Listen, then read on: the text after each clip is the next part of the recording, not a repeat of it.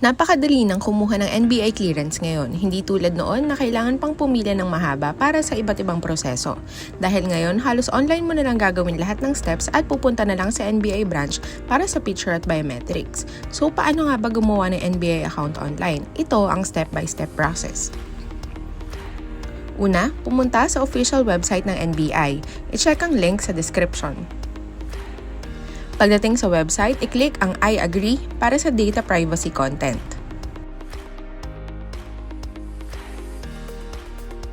Basahin ang mga dagdag na paalala at i-click ang close.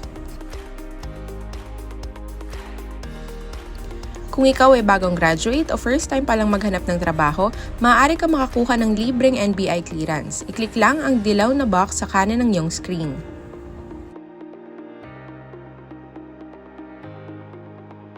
Para pa rin sa mga first time humanap ng trabaho at hindi magre-renew ng NBI clearance, piliin ang no sa tanong na do you have an old NBI clearance issued from 2014 to present?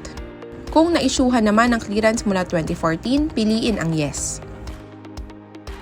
Ngayon ay i-fill out na ang registration form. Paalala, hindi tumatanggap ang system ng mga special characters. Kaya kung ikaw ay may hyphen o gitling sa iyong pangalan o apelyido, huwag itong ilagay sa registration form. Ipaalam na lang ito sa NBI personnel sa araw ng iyong appointment. Paalala rin na may sinusunod na one email is to one user policy ang NBI. Meaning, isang email address lang ang maaaring gamitin sa pag-create ng account na nakapangalan sa'yo. Kapag nakompleto na ang lahat ng hinihinging detalye, ay i-click ang box sa tabi ng Read and Accept Terms of Services. Matapos basahin ng Terms of Services, i-click ang Agree. At i-click ang box na nagsasabing, I'm not a robot, para ma-verify ang inyong identity. Matapos nito, ay i-click ng Sign Up na button. Pangatlong step ay i-type ang one-time password na matatanggap sa inyong registered number. Maaari ring i-check ang email address para sa OTP. Matapos nito ay i-click ang submit at ibabalik ka ulit sa homepage ng website. Ngayon ay mag-login na sa iyong account gamit ang email address at password na inilagay during registration. Mag-fill out ng application form. Hihingan ka dito ng additional details tulad ng civil status, address at iba pa. Siguruhing lahat ng may asterisk na pula sa kanang bahagi ng hinihinging impormasyon ay sagutan at huwag iiwan ng blanco. Paalala na ang system ay tumatanggap lamang ng mga letra at espasyo. Kaya iwasang gumamit ng mga kuwit o koma sa pagsagot sa form. Kapag natapos na ay piliin ang Save Information. I-check kung tama lahat ng binigay na detalye at piliin ang Submit.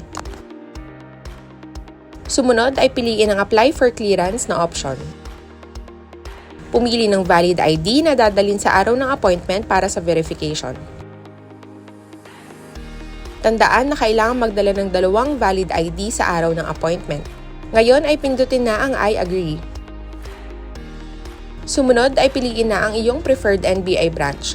Pindutin lang ang arrow para sa drop-down list.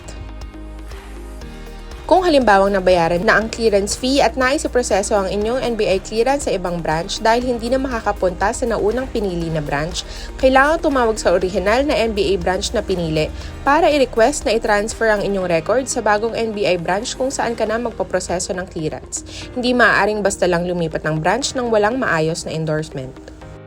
Kapag nakapili na ng NBI branch, pumili na ng araw at oras ng appointment. Ang mga box na kulay blue ay ang mga bakanting slots na maaari niyong piliin. Siguruhing final na ang appointment date na pipiliin dahil hindi na maaaring ilipat ito ng schedule kapag nabayaran na ang clearance fee. Kung nakapagbayad na pero hindi makakapunta sa araw ng appointment, mayroon kang 15 days mula sa araw ng appointment date para ma-process ang iyong clearance. Ngayon naman ay pumili na ng payment option o paraan ng pagbabayad at i-click ang proceed. Ito ang listahan ng mga available na payment methods na maaari ninyong pagpilian.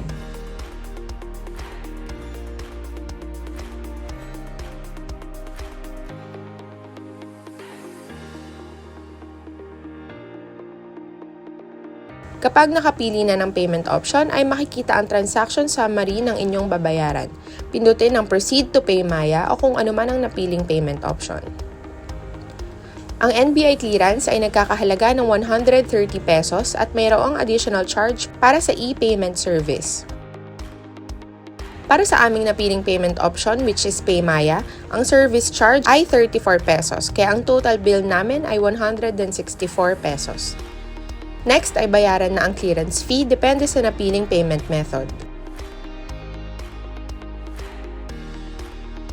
Matapos nito ay makikita na ang confirmation na successful na ang payment.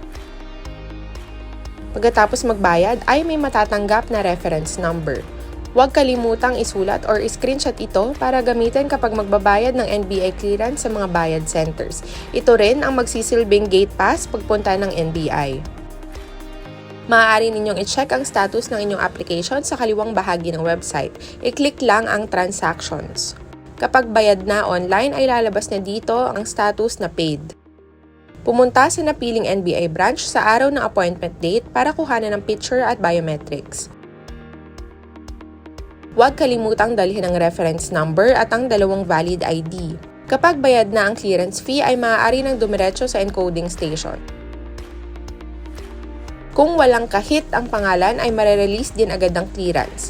Kung meron naman ay pababalikin ka after a few days. Sa case namin ay after 10 working days bago kami pinabalik para i-claim ang clearance dahil may nakitang kahit sa pangalan. Pag okay na ay i-claim na ang NBI clearance. Ito ang mga importanteng paalalang nakapaskil sa mismong NBI branch na pinuntahan namin.